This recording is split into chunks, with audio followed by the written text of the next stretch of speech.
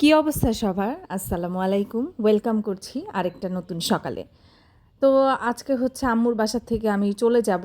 যাওয়ার আগে সকালবেলায় স্কুলটাকে দেখে নিচ্ছি। এই স্কুলটার দিকে তাকায় থাকতে আমার অনেক বেশি ভালো লাগে। মনে হয় যে ছোটোবেলায় ফেরত গেছি। এই যে দেখেন একটা বাচ্চা মেয়ে কি সুন্দর খেলা করছে। তো আমরা স্কুলে অনেক অনেক ফ্রেন্ড ছিলাম। মানে আমার সারা জীবনে আসলে ফ্রেন্ডের সংখ্যা অনেক বেশি। আমি ব্লেসড। তো ছোটোবেলার ফ্রেন্ডদের সাথে আমার স্টিল অনেক ভালো কানেকশান আছে। তো আমরা সবাই মিলে এত বেশি খেলতাম, আমাদের অনেক বড় মাঠ ছিল, অনেক অনেক স্মৃতি। অনেক দোলনায় চড়েছি, একজন আরেকজনকে পাল্লা দিয়ে কত উপরে উঠতে পারি দোলনায় চড়ে সেগুলা করেছি। তো এখন সেই জীবনটাই নিজের ছেলের মধ্যে দেখতে পাই। আবার আমি অনেক বছর স্কুলে টিচার ছিলাম। সো সব মিলে স্কুল আমার খুব প্রিয় একটা জায়গা। তো এটা হচ্ছে আম্মু দুপুরের জন্য রান্না করছিল আমাদের জন্য হাঁসের মাংস।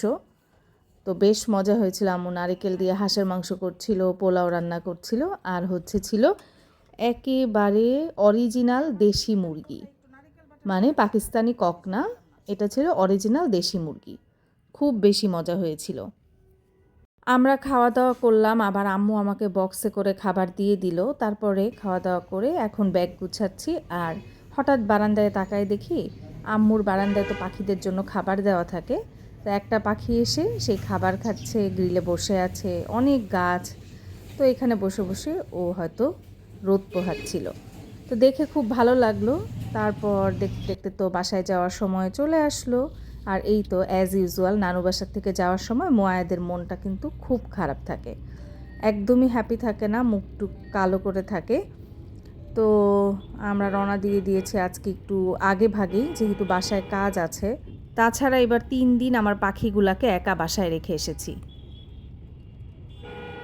আজকে 3 দিন পরে ওদের দেখলাম না মোয়ায়া, 3 দিন বাসায় রেখে গেছিলাম ওদেরকে। কি অবস্থা করছে? কেমন আছো? গ্রিনটা লেজ বড় হয়ে যাচ্ছে। তাও ছোট লেজ বড়। ওদেরকে আমরা অনেক মিস করছি। তোমাদের খাবার নিয়ে আসছি কিনে, নিউ খাবার। ওটা খাবে না। ওরা এখন খাবে। আচ্ছা পরে পরে আমি সব কিছু ক্লিন করে দিব, সরো। খাবি চকলেট। হ্যাঁ হ্যাঁ ক্লিন করে দিব বাবু। তোমাকেও তো টিয়া পাখির মতো লাগতেছে, ময়ার তাকাও তো। কি আর তোরা বলবো? হ্যাঁ তুমিও একটা বাজেরিকা। কালকে রাতে তো বাসায় আসলাম, আসার পরে হচ্ছে আজকে সকালে আমাদের খালা এসে সব বাসা বাড়ি গুছাই দিয়ে গেল। তো এখন একটু মনটা ভালো, বাসা বাড়ি গুছানো থাকলে কিন্তু মনটাও ভালো থাকে। আর এইদিকে হচ্ছে আমি দিশা আপুর ভ্লগ দেখছি। আমি এই ভ্লগ প্রতিদিনই দেখি, আর আমি ওনার ফ্যান। আর হচ্ছে বাচ্চা এখনও স্কুল থেকে আসে নাই, একটু বেদানা ছিলে নিয়ে আসলাম, নিয়ে এসে খাচ্ছি আর হচ্ছে টিভি দেখছি। এখন আজকে মানে অনেক দিন পরে, দিন বলবো না, মানে বলবো যে প্রায় বছরই সত্যি, মানে হয়তো বা 2 কি 2.5 বছর পরে আমি আসলাম নিজ হাতে পুডিং বানাতে। পুডিং বানানো অলমোস্ট ভুলে গিয়েছি। আমার হাজব্যান্ডের খুবই পছন্দের খাবার হচ্ছে পুডিং, কিন্তু আসলে আমি বানাইনি। তো যে কোনো কারণবশতই আর বানানো হয়নি, হয়তো আম্মু বানাইছে বা কেউ বানাইছে, ও খাইছে, এর জন্য আর বানানো হয় নাই। তো আজকে হচ্ছে আমি একটু ট্রাই করব। আম্মুর বাসার থেকে একদম খাঁটি দুধ নিয়ে আসছি। এই যে এরকম এরকম গ্যালনে করে আমাদের যে দুধ দেয় লোকটা, উনি একদম মানিকগঞ্জ থেকে খাঁটি গরুর দুধ 5 লিটার দিয়ে গেছে।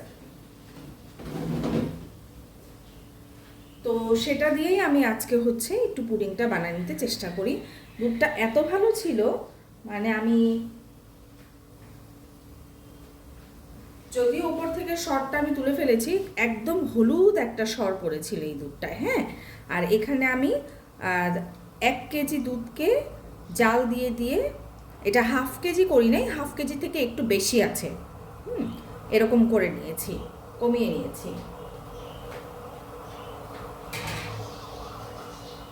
তাহলে এখন আমি হচ্ছে ক্যারামেল করব, সেই প্রসেসটা দেখি। এখানে এই পাতিলটায় আমি হচ্ছে পুডিং বানাবো, কিন্তু এটা আমি ক্যারামেল করব না, ক্যারামেল করব আমি অন্য আরেকটা পাতিলে। তো এই পাতিলটায় আমি হচ্ছে ক্যারামেল করব। এটার জন্য আমি এখানে হাফ কাপের মতো চিনি নিচ্ছি, হোয়াইট সুগার। আমি তো নর্মালি হচ্ছে ব্রাউন সুগার খাই, কিন্তু এই পুডিং বানানোর জন্য আজকে হোয়াইট সুগার কিনে এনেছি। আর হচ্ছে 2 টেবিল স্পুনের মতো ওয়াটার দিব, ক্যারামেলটা যেন পুড়ে না যায় সেটার জন্য। হ্যাঁ, ওয়াটার দিয়ে ক্যারামেল করলে ক্যারামেলটা কিন্তু পুড়ে যাবে না। তো একটু নাড়া দিয়ে মিশিয়ে নিব পানির সাথে চিনিটা। তারপর হচ্ছে আমি চুলার আঁচটা জ্বালিয়ে দিব, খুব বেশি বাড়িয়ে দিব না, এটা থাকবে মিডিয়াম। এই যে এরকম, হ্যাঁ মিডিয়াম আছে, এই যে এরকম। আরেকটু বাড়িয়ে দিলাম, এরকম আছে, ক্যারামেলটা হতে থাকে। ক্যারামেলটা কিন্তু এই পর্যায়ে নাড়ার কোনো প্রয়োজন নেই, কারণ হচ্ছে এটা এমনিতেই হতে থাকবে। আমার ছেলের আবার হুজুর আসবে, উনি আসার আগে আমার ছেলে একটা নাস্তা চাচ্ছে, ওর ক্ষুধা লেগেছে, তো ওকে একটু হচ্ছে এরকম নাগেট ফ্রাই করে দিলাম। ওকে একটু এই যে এরকম রসুনের সসের সাথে নাগেটগুলা দিলাম। বাচ্চারা কিন্তু রসুন তো আর খেতে চায় না, তাই না? তো এবার রসুনের সসটাও খুব পছন্দ করে, তো আমি চিন্তা করলাম যে ওকে এইভাবে দিই, তাহলে ওর রসুন খাওয়াটাও হবে। তো এই যে ক্যারামেলটাও হচ্ছে, দেখতে থাকেন। দেখেন এটা কিন্তু হালকা হালকা কালার চলে আসছে, হ্যাঁ গোল্ডেন গোল্ডেন হয়ে গেছে। তো এই পর্যায়ে আমি কিন্তু এখনও একটু নাড়া দিইনি, জাস্ট পাতিলটা এরকম করে ঘুরিয়ে দিচ্ছি। এখন আমি একটু এটাকে নাড়া দিয়ে দিচ্ছি, আর চুলার আঁচটা কিন্তু এই পর্যায়ে বন্ধ করে দিয়েছি। বন্ধ করে চুলার মধ্যে রেখেই এটাকে নাড়ছি, যে গরমে কিন্তু এটার কালারটা সুন্দর এসে যাবে। আর যদি চুলাটা জ্বালিয়ে রাখতাম তাহলে কিন্তু ক্যারামেলটা পুড়ে যেত। তো আমার ক্যারামেল কিন্তু অলমোস্ট ডান। তো এখন আমি এটাকে গরম অবস্থাতেই যেই পাত্রে বানাবো পুডিংটা, সেই পাত্রে ঢেলে এটাকে সুন্দর করে চারিদিকে ছড়িয়ে সেট করার জন্য রেখে দিব কিছুক্ষণ।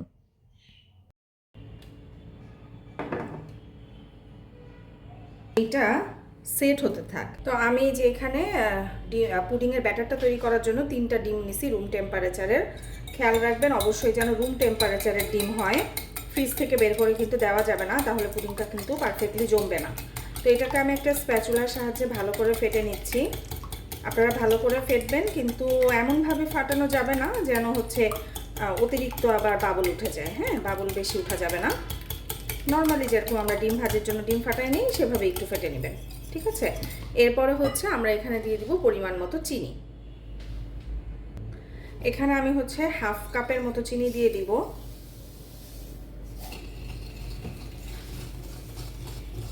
তারপরে চিনিটাকে আমি ডিমের সাথে একটু মিশিয়ে নিচ্ছি।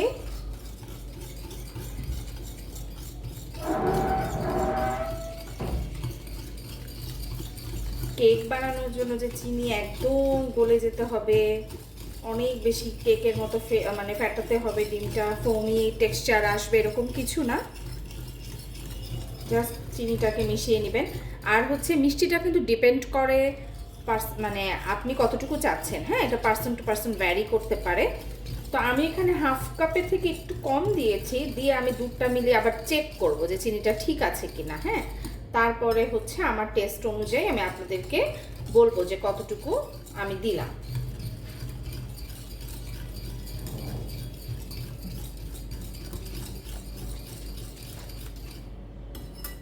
এখন হচ্ছে আমি এখানে একটু ভ্যানিলা এসেন্স অ্যাড করব। তো এখানে আমি সামান্য পরিমাণ ভ্যানিলা এসেন্স দিয়ে নিলাম।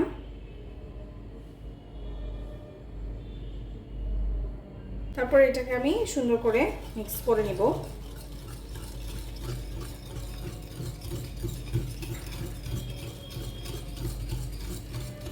এখন আমি এটার মধ্যে দুধ দিব।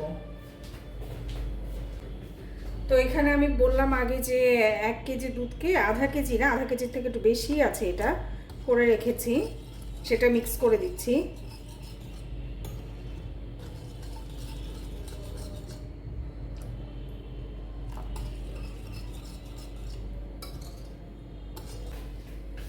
এটার মধ্যে আমি একটু গুঁড়া দুধ মিলাবো। এখানে টেবিল চামচের 1.5 চামচের মতো হবে গুঁড়া দুধ মিক্স করলাম।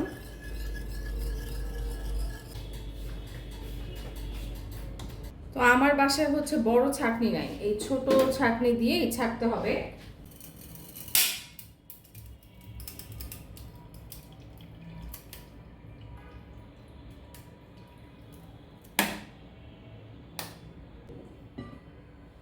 তো এখন হচ্ছে একটা বড় পাতিলে পানি দিব, তার মধ্যে এটা বসাবো। তো এই যে এখানে পানি দিছি, এখানে হচ্ছে একটা স্ট্যান্ড দিয়ে নিলাম।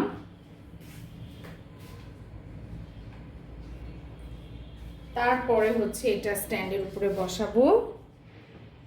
আর খেয়াল রাখতে হবে পানি যেন অতিরিক্ত না হয়, কারণ হচ্ছে কি পানি অতিরিক্ত হলে কিন্তু আবার এটা বরক এসে পানিটা এটার মধ্যে ঢুকে যাওয়ার সম্ভাবনা থাকবে। এমনিতেও এই জিনিসটা একটু বেশি ভরে গেছে, আর একটু কম হলে ভালো হতো। এটা ঢাকনাটা দিয়ে ঢাকবো, ঢেকে হচ্ছে এটা দিয়ে আটকায় দিব। আমার অনেকগুলো পাথর ছিল, ছেলে কোথায় রাখছে জানি না এগুলো আটকানো। এই যে এখন বাসা পাল্টাবো, পাওয়া যাবে। এখন হচ্ছে বড় একটা ঢাকনা দিয়ে ঢাকবো।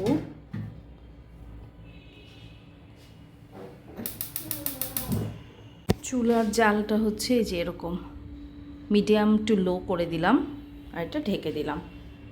25 মিনিট পরে আবার দেখব। এই যে আপনাদেরকে বললাম যে 25 মিনিট পরে চেক করব, ঠিকই কিন্তু চেক করতে গিয়েছি, যাওয়ার পরে দেখি যে পুডিংটা হয়নি। তারপরে আমি আবার চলে আসছি, টিভি দেখতে বসে গেছি, আর আমি ভুলে গিয়েছি। পরে আমার হঠাৎ করে পোড়া গন্ধ পেয়ে দৌড়ায় যেয়ে দেখি পানিটা অনেক আগেই শুকিয়ে গেছে, পুডিংটা অনেক লাফাইছে। পানি না থাকার কারণে তারপর পুডিংটা এরকম হয়ে গেছে, একদম অসমান হয়ে গেছে। আর আমি যে পাতিলে দিয়েছিলাম সেটা পুরো অবস্থা খারাপ। তো আমি ভয়ে ভয়ে পুডিংটা উল্টে নিলাম যে আসলে ঠিকমতো বের হয় কি না, বাট এটা ঠিকমতো বের হয়েছিল। দেখতে একটু অসুন্দর হয়ে গেছিলো, কিন্তু ভিতরে অনেক বেশি সুন্দর ছিল, আর খেতে ছিল অসম্ভব মজা। তো আজকে কি একটা অ্যাক্সিডেন্ট হয়ে গেল দেখেন, এতদিন পরে পুডিং বানালাম। তো এই ছিল আজকে আমার ভিডিও, কেমন লাগলো জানাবেন। আর যদি ভালো লাগে অবশ্যই আমার চ্যানেলটাকে প্লিজ সাবস্ক্রাইব করে দিবেন, লাইক কমেন্ট শেয়ার দিয়ে পাশে থাকবেন। নিজে ভালো থাকবেন, অন্যকেও ভালো রাখবেন, অলওয়েজ পজিটিভ থাকার চেষ্টা করবেন। ভালো থাকবেন, টাটা, বাই বাই।